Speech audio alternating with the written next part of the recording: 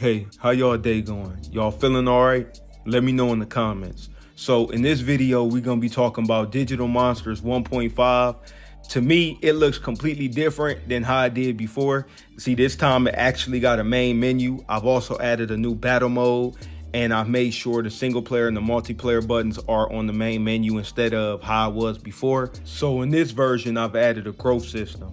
I debated on whether or not to add a leveling up system, but I said I wanted to do something a little bit different. So the way the growth system works, it takes your wins, your losses, as well as your recovery, and it takes that into accordance of how much growth points you get. So whenever you heal yourself during battle with a potion or a move, it will also take that as growth points and, go towards getting stronger. So right now, currently, there are only 10 stages, but I will add 15 in there just so it'll, kind of give you a longer experience. And I've also added a stat system. As you can see right here, when you click on it, you can see all of the stats for the monsters. Now, I need everybody to know this. I understand that says 334 battles fought, but each battle, once you actually get to knowing how to play, is really only like maybe 5 to 15 seconds, depending on who you facing off against. So you're definitely gonna be doing probably around like 5 to 10 battles, a minute. So it really depends. Like once, especially if you get a strong monster where you could just keep,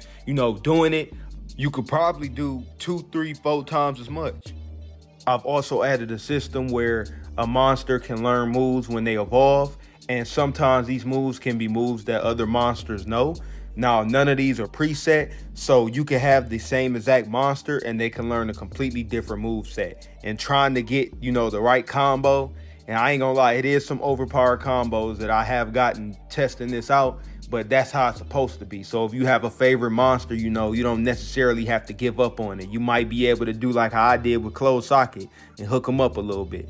And the last thing I've added is 2 new items inside the store, which is the Power Chip and the Dodge Charm. The Power Chip adds +10 to all damage moves, and the Dodge Charm gives you a 25% chance of dodging attacks. In this video, it kind of took a little bit longer to dodge, this little short clip I got right here, but in general, it's actually pretty cool. But I think I should probably increase it to 30%, but I'm not sure. I just have to do some more tests before I determine whether or not I want it at 30%.